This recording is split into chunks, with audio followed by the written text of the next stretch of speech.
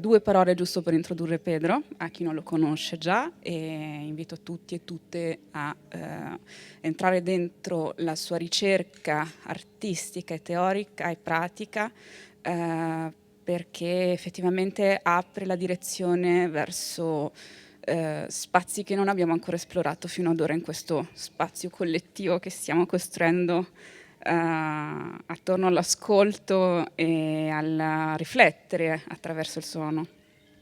Allora, Pedro Oliveira is a researcher, sound artist and educator committed to an anti-colonial study of listening and its implication on racialized violence and the policing of bodies in urban and border spaces. He is a lecturer in sound studies and sonic arts at the UDK, the Berlin University of the Arts. In the past, he has been researcher and art fellow at the Loy-Pana Institute for Advanced Study in Lüneburg, a postdoctoral fellow at the Helsinki Collegium for Advanced Studies, a lecturer in musicology and media studies at Humboldt University of Berlin, and a teaching and research associate in media and cultural studies at the Heinrich Heine University of Düsseldorf. He has also done several artistic residencies, including the AI Anarchist program of the Junge Akademie der Künste Berlin, the Max Planck Institute for Empirical Aesthetics, and JASPIS AMS, both in Stockholm. Oliveira is a founding member of the research platform Decolonizing Design, and he holds a PhD from Berlin University of the Arts. So, please, Pedro, I leave the floor to you. I think I will sit down. So Yeah, sure. Absolutely. Do you have water? I have it. Okay. We can Try to do some kind of like. prova? No. Aspetta, tieni questo. Like this. Yeah. It's gonna be fun. Very weirdly. So, yes. Hello. I'm gonna do something that I usually do not do, which is to kind of like half read, half talk. So I'll try my best to make it sound spontaneous. Thanks for listening.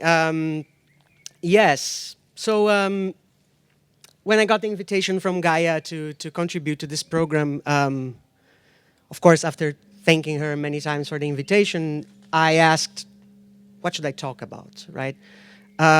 Because my understanding of and the engagement with what we call the politics of listening, so defined, is really directly dependent on my relationship to Germany. So I moved to Germany 15 years ago. I'm originally from Brazil. And I felt that perhaps a lot of the things that I have to say, I have to frame them in this context before I can even start to talk about listening, because it is very specific, the way that I understand, the way that my ideas in listening and the politics of listening, they take shape is very specific to the politics and policies of Germany. And then, you know, being in Italy, I felt like, okay, you know, Germany, Italy, what does it have to do, right? Then yesterday, when we were coming here from Via Garibaldi to the Arsenale, we got through kind of a different way in which there are a lot of this, there's a construction site going on, and there's a lot of these siding panels. In Portuguese, we call them tapume, a lot of tapumes. And in one of them, I actually saw it was written in kind of like in kind of marking pen in Portuguese, eu era outro lugar, which means I was an elsewhere. And it then dawned on me that to talk about Germany is actually to talk about how does it feel to be home elsewhere, while also feeling that it is actually this elsewhere that becomes home, right? What matters in my engagement with listening then, because of these elsewheres, is not to think listening as a practice, not to think listening as an activity, not even to think listening as a method. I'm also not so much interested in a general theory of the senses with which we can talk about all listenings, as it were, or all politics, or all relations. which is to say that for me, there is no listening but a listening or many listenings that are articulated and differently oriented across bodies, across beings, spaces, and most importantly, the affective relationships that are contingent to them. Listening in the way that I understand and the way that I try to articulate in what I do in my artistic work, but also in my pedagogical work, I try to understand it as an ethical disposition. And for me, it is listening, that ethical disposition, that helps delineate a series of affective encounters. Yesterday in the workshop that we had, we talked a little bit about that, about listening as a disposition, listening as an intention to listen, as an intention to be in relation, and how that intention traverses a multitude of ethical orientations. So how could I talk about listening without talking about where I am, where I speak from, my lugar de fala, as we say in Portuguese, but not as an identitarian standpoint, but as a geopolitical, affective, emotional, and ontological space that is all of these and known at the same time. But then again, I think at this time it might be all too clear that we have to talk about Germany, and especially about its neurotic relationship to its others. And to realize that my engagement with the politics of listening only exists in relation to and in direct response to that relationship that Germany has with its others. At the same time, it is not my intention to present this as a theory of listening, as it were, but rather to really move away from the position of the knower and rehearse some ideas that have been floating in my head. So what I thought about here today is to talk about a couple of stories that somehow activate these dispositions of listening that have interested me in the past few years. And with that, I want also to talk a little bit about how I'm trying to draw these stories closer to each other so that we can think about what relationships they make evident. So this is where my idea of transient methodologies come from. That was in the title that I sent. It is at the same time the idea of something in movement, right? That is always going elsewhere. But at the same time, it's something that happens in a brief instant. And with it, and this is what I want to kind of like make the point, it reveals the materiality of that which might be otherwise not immediately apparent. So to start that, I'm going to do a weird move and maybe begin with Alexander von Humboldt. So that's the first story. In 1820, Alexander von Humboldt held a talk for the Paris Academy of the Science on the problems of natural philosophy to fathom a theory of sonorous undulations. It was titled Über die zunehmende Stärke des Schalls in der Nacht, or on the nocturnal increase of the intensity of sound. The talk and the subsequent paper that he published is filled with this descriptive imagery of the Andes in South America, the Orinoco Basin, the Equatorial volcanoes, all as the scenery from where his observations were carefully annotated and later made sense of through the physics of sound waves and meteorology, and then worked towards what he called a unified theory of acoustics. What is interesting here is that, at least at first glance, when you read and when you engage with Humboldt's words, he does not disconnect his perception from the theory. Rather, he places himself at the very center of it, in tune with his listening to the buzzing of insects, the rustling of leaves, and other so-called natural sounds that would fill his ears. The damp warmness of the Amazon and the South American landscapes were fundamental assets to his thinking.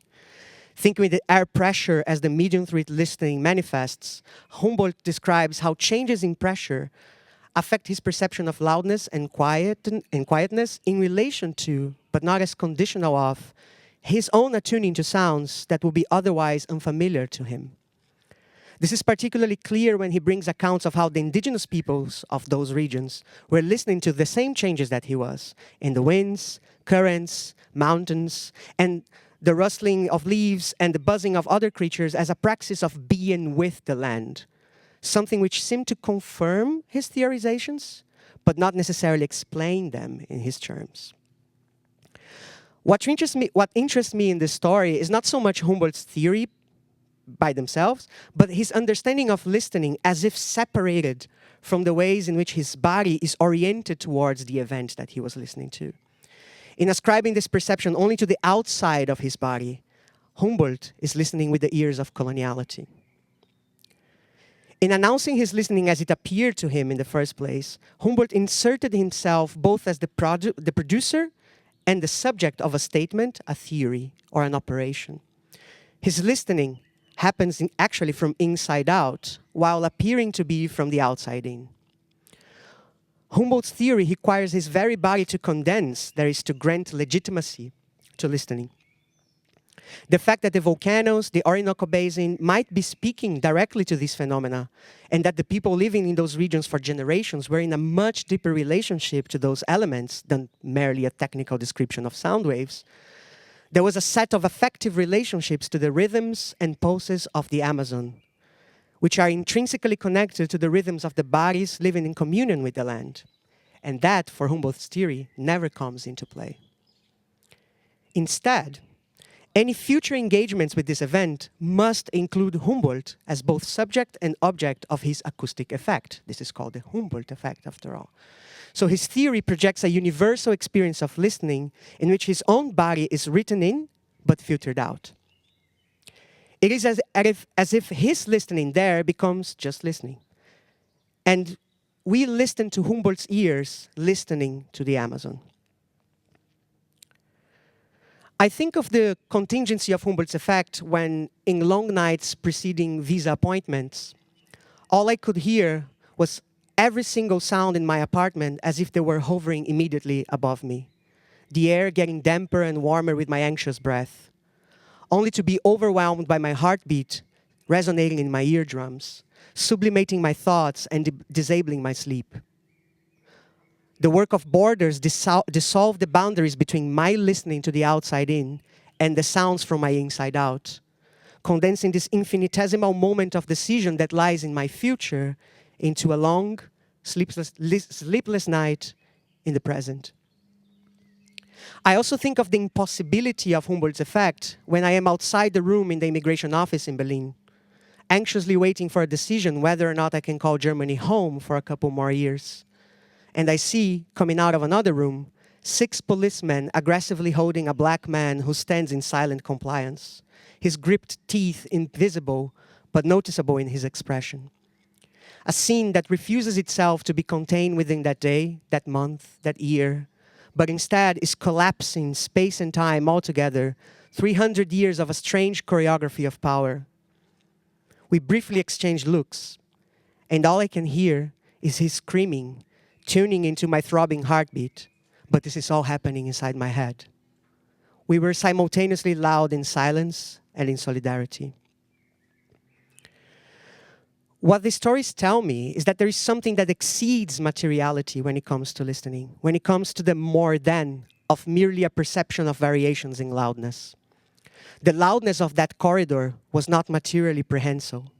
You could not feel it. It could not be described by measuring means. It could not be computed in any unit or captured by any capsule. Another process was at stake in which mediated sound alone could not and perhaps can never contain. Because this kind of listening that I'm talking about, it needs the body in this state of heightened anxiety. And all of a sudden your eardrums are pulsating not only with your heartbeat, but as it. It pulsates in relation to the restrained bodies around you and the bureaucratic body that holds them together. It just happens.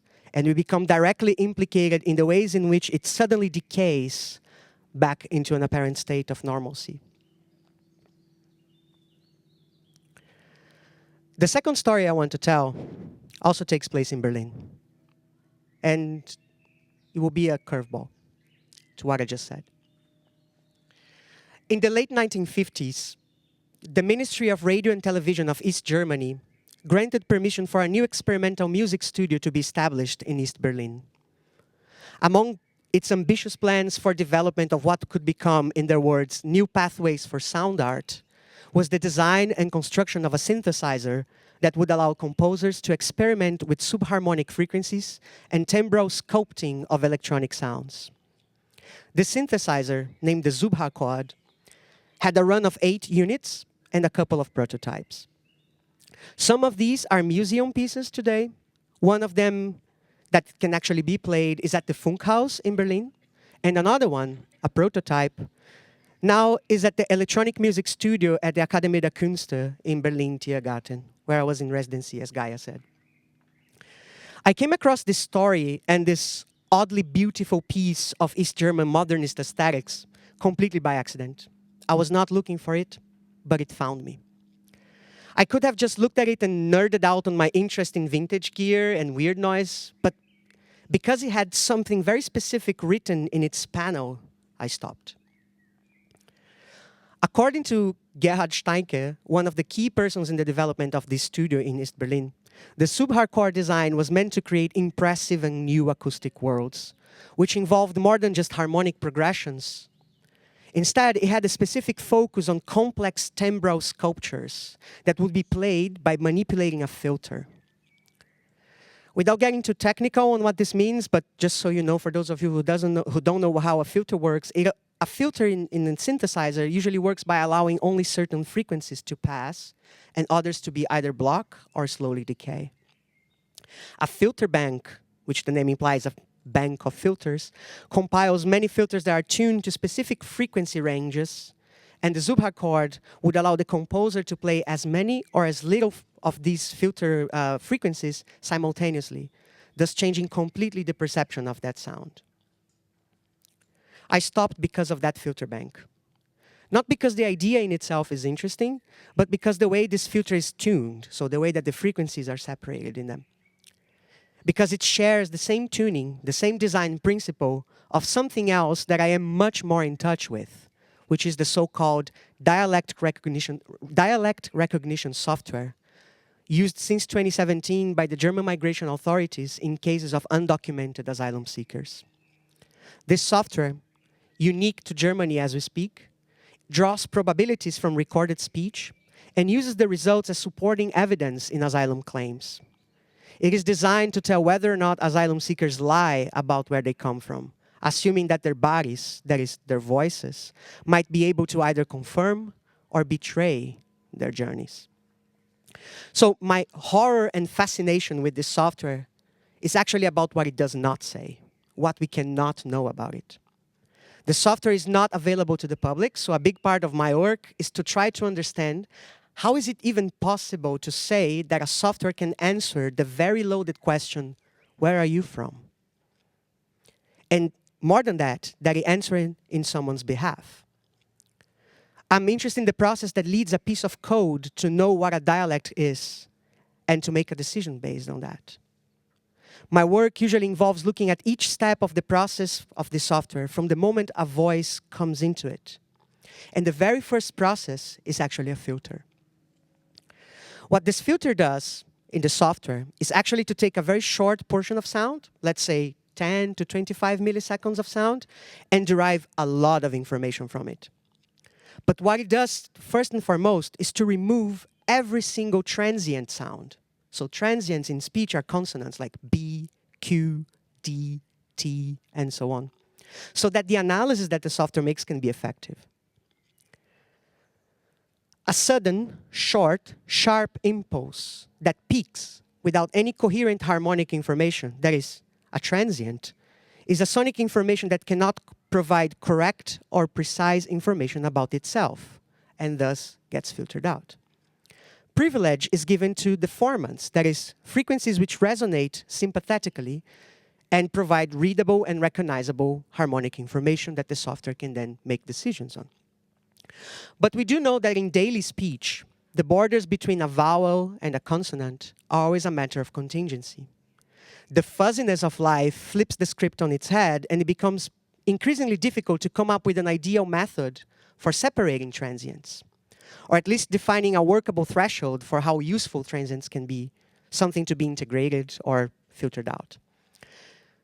Defining precisely these types of filtering that should happen so that consistency is achieved is a long-standing challenge for developers, engineers, and many bureaucrats. This is partly because transients are unruly signals. They refuse to be contained within this threshold. Rather, they are the threshold itself. You can call it a boundary or a border. What is certain is that they do present a problem for speech recognition and dialect determination. This is why I stopped there with the subharchord, because the design of most dialect recognition algorithms is started with a filter that shares this curious design, attuning to, quote, differences in pitch perception that happen in the inner ear, assuming that everyone listens the same only because the inner ear might be the same. And this filter, this specific tuning, does not appear elsewhere. This particular tuning has been long disproved as being ineffective for mirroring how we perceive pitch differences in real life. The only other place I found this filter was there, in that room, in the Akademie der Künste music studio, in the Subharchord.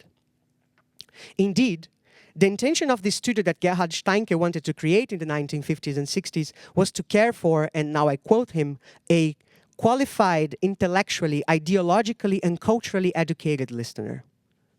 And the studio also had a name that was too good to be true. It was called Labor für akustisch-musikalische Grenzprobleme, or the Laboratory for the Study of Boundary Problems Between Acoustics and Music. The catch here being that in German language, the word Grenze can mean both boundary and border, a border problem.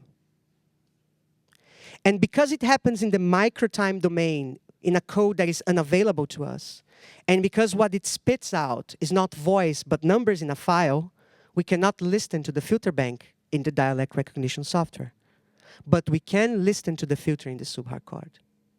If you excite any of the frequency bands with a short pulse, say of 10 to 25 milliseconds, this filter rings and decays. You do not need to put a voice through it to know how the filter sounds. You can, by sending a transient, listen to how the filter itself sounds, how it is adding character to any sound it filters, not subtracting but composing, creating a relationship between input and output that is more than the sum of its operations and parts. With transients here, we can listen to how what's being filtered is not the voice, but a more than of voice and filter. It allows us to understand not how that filter from 1964 ends up in a software, because that's not what happens, but instead how an idea of what listening means in relationship to identity, citizenship, and belonging are constructed. It seems that German identity claims are always constructed in relation to its others, not as generative difference, but as a reductionist sameness in difference. This is because this listening to difference happens from and through the ears of a constructed we, them in that case. Yesterday in the workshop, one of the participants talked about their interest in postura, which made me think that in Portuguese, to talk about postura is as much to define a bodily orientation towards surfaces, like me sitting down in a very probably bad posture, which my Pilates professor would hate, as it is a bodily orientation towards ideas. In Portuguese, we talk about postura política as an ethics in constant doing, not an alignment with a cause or a specific label. So to listen with a postura is an ethical disposition of bodies in space, but also of bodies in effect. And for me, this is the work that I'm trying to do by thinking of transients, a postura of touching without grasping, of arriving without colliding. One that calls the materiality of these systems into being, but at the same time reveals the long histories that they contain. This happens when we engage transients as signal processing, as I just described, to reveal how those systems are actually constructed, but also how they determine modes of moving. Focusing on the subharchord as a living archive and test site for one of the building blocks of the dialect software is an active exercise in doing and undoing the temporality of that dialect test. And because to be in transience also indicates a way of being in movement, myself, that man in the immigration office, and Alexander von Humboldt, we can be seen as transients too. The way we all listen, more from inside out than outside in, the way in which we perceive variations in the loudness of places we struggle to call home, that we are trying to enter in an affective relation in difference, is a listening in perpetual transience. Yet, we cannot all move in the same way. I think part of its power, the power of this listening to and as transients, is that it is only possible to catch transients very briefly and then follow how they decay. It is by attending to those forms of decay that we learn how transients resonate, how much they are able to echo forward and backward. And by changing our disposition to listen in these two ways I have suggested here, we can find other modes of address, other ways to move and be moved, through, with, or against the rhythms that these histories create, and more importantly, to pay a close attention to those which seem to be taking much longer to decay. Thank you.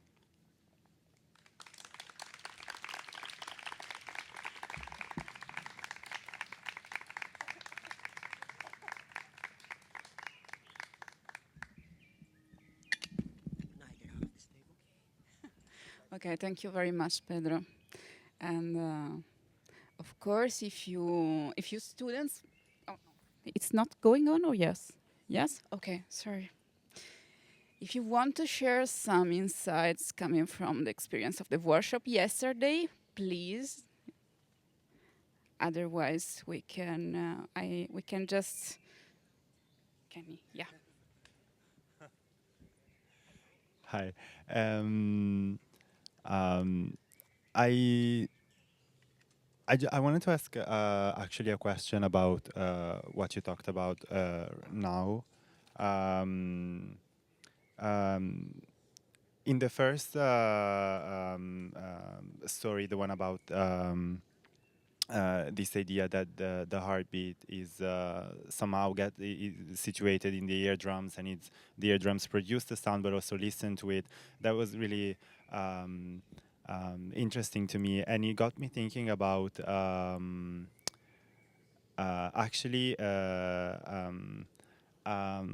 a work from Adrian Piper, the artist. I went to see the exhibition at PAC in Milan recently, and there was this piece that basically self-portraits with these pages in which she wrote about her day, what happened in her day throughout a whole month, but in each one of these pages, at the end, she put a record on her body temperature. And so it was this piece that was very subjective. It was really about her experience, the self-portrait, her in nude, taking a picture of herself in the mirror. But there was this element that was somehow universal, which is the body temperature. It's something that is pretty much everyone, if alive, has a certain range of temperatures, and I was thinking about this idea of hearing one's own heartbeat, and how it is also something that is really universal, and so and also this idea that when we talk about universal things, usually we talk about things. There is a discrepancy, I feel like, between instances like this, the one that you talked about, and the one from Piper's work, and other things that are more related to social constructs and the socio-economical context in which we are, which is yes, we are pretty much everyone in the same system, but everyone has a very different experience of it. And so this idea of things being universal, which is somehow, I feel like, misleading in a way, at most times. And so, yeah, I just wanted to know if you wanted to elaborate more about this idea of the state of anxiety that somehow leads to a very deep listening of oneself, and this universal dimension and concepts. Thank you. That was a very elaborate question. I hope I can make justice to what you said. Yeah. So the experience of hearing my heartbeat on my eardrum is actually, I mean, anyone that suffers from anxiety maybe has had that experience, right? Like an anxiety crisis. But I wanted to highlight how that particular moment was triggered by something that is very specific to being a migrant, right? Like, so it's preceding a visa appointment in which you don't know, especially in Germany, you don't know whether or not you're gonna get out of that room, be called in again, and they will renew your visa, or if they're gonna ask for more stuff, or if they're just gonna reject, which actually happened to me a couple of times. But that thing, if you suffer from anxiety, you hear a heartbeat in your eardrums, of course it is, as you said, like something that we can share across different worldviews. But I'm more interested in like the conditions in which this type of listening emerge. These are not universal, right? I think like, a German person that does not have to go through a visa appointment might experience their heartbeat on their eardrums for a different reason, right? So I'm more interested in minor universalisms. I think that's something that Glissant says, right? Yeah. I'm interested in that a lot, in the idea of minor universalism, the idea that there is something that is shared, but there is always contingent in the forms of relation that we engage in, right? And for me, to listen with anxiety is also to undo a little bit of the things that we usually talk about when you talk about listening, when you talk about listening in duration, right? I mean, for an anxious person, it's impossible to listen in duration. And that should not be a demand, right? I was talking with Haitham about that yesterday, how there is always like this demand of certain modes of listening as being proper or better modes of listening, which, are contingent on the ways our bodies relate to the environments around us. And if you suffer from anxiety, and that's like, that anxiety can come from many places. It can be the anxiety of being deported, right? Which is something that I luckily have not experienced. But it can come as manifesting a different type of anxiety that actually becomes an anticipation of the future, right? And a future that remains yet unknown. And that trying to kind of like reach that future kind of determines the modes of listening, that this kind of orientation, right, that we take in the end. So I think for me, to talk about listening is always to talk about listenings that happen with the body in relationship to structures, right? And in that case, in my particular work, I'm interested in borders, right? In the idea of drawing borders as that structure that governs and that determines so much of what we can and we cannot do, depending on the kind of, the little booklet that you have, So yeah, I'm interested in those kind of minor universalism. So there is this kind of minor universalism that is shared across the diaspora, be that diaspora voluntary or not, that pertain to those modes of anxiety of not knowing whether or not that place that you maybe reluctantly call home will be still home after you go into that room, right? So that's the kind of anxieties in listening that I'm talking about in that moment. Does that answer your... Okay, yeah, does that address?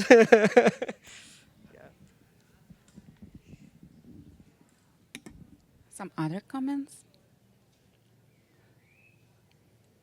Okay. Pedro, there is something that you say addressing your students that I really appreciate and guides also my work, and I want to quote you. And you say, I'm doing unknowing listening. That is, if to listen is to know the word, then we might need to rethink what it is from the word that listening tries to make known, as well as by whom and for whom and with which purpose. And I want to say it in Italian as well. Se ascoltare è conoscere il mondo, allora potremo aver bisogno di ripensare a cosa è del mondo che l'ascolto cerca di far conoscere, da chi, per chi e con quale scopo. And also, thanks to your workshop and your presentation, we experienced also a possibility to conceive the listening as an extractive method. So you challenge a bit also the philosophy, the history of listening as we used to know it, because listening is not only a positive activity, but it is strictly connected sometimes with the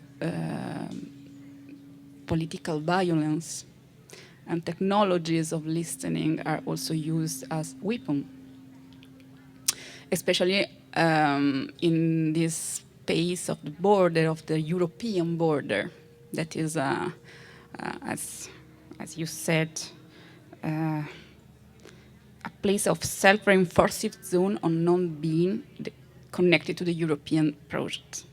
Yeah, this is Fanon, but you quoted it. Yeah.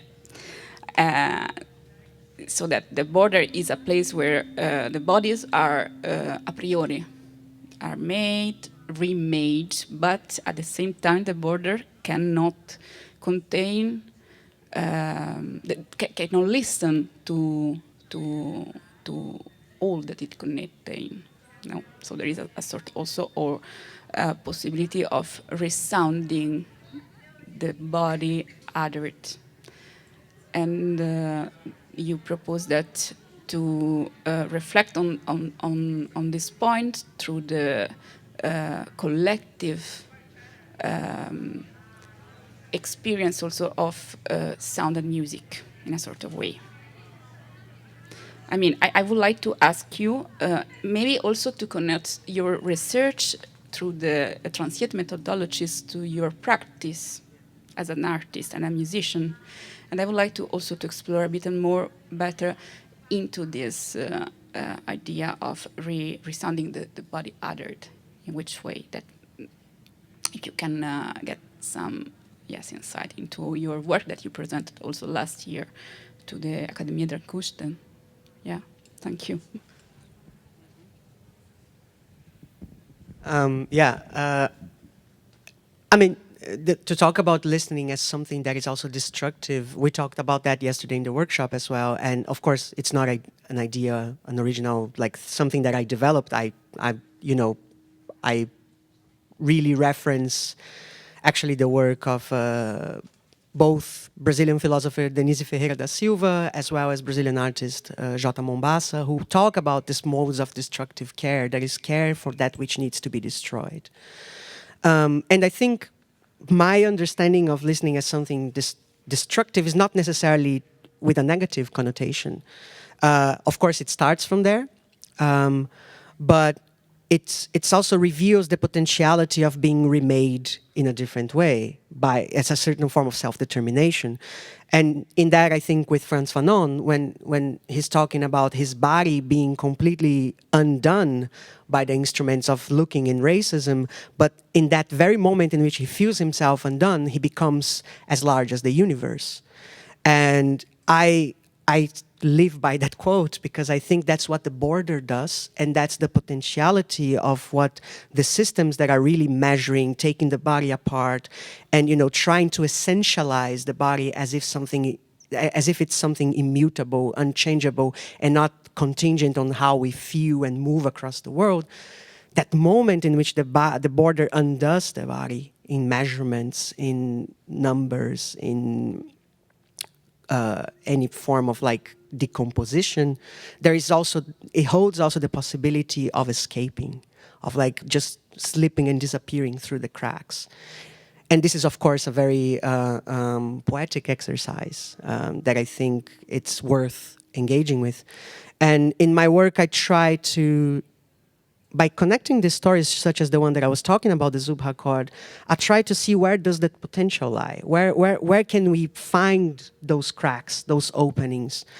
And a lot of what I do is actually trying to stop this process of the software by looking at it very slowly, right? So really slowing it down and looking at each stage of what it does, and figuring out that each stage of what it does not come alone. It comes with a long history of other listenings that have happened in the history of Germany, in which you might be able to glimpse where are those moments of rupture, where are those moments of change, where are those moments of probably departure, right?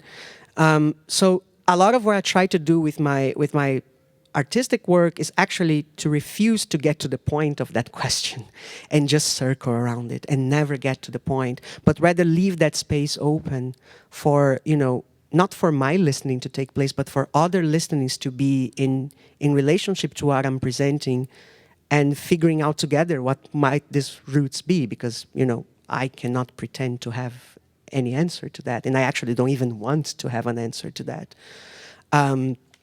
But I think, I mean, I didn't want to focus so much on my artistic work here because I don't feel that I write to explain that. I feel that I write to kind of sit together with it. And it's also like a very fragile thing, that what I said today, because it's something that I'm still thinking, and something that I'm still trying to find a way through. And this also comes with this idea of unknowing, right? Like, I'm also trying to think of listening as this actively, passively, to borrow from Haitham, mode of not needing to know anything, right? Just not need to know things. I think that's very important sometimes. And I think you mentioned also that by changing to Italian and by refusing to translate, you know, there are these moments in which it's okay not to know, right?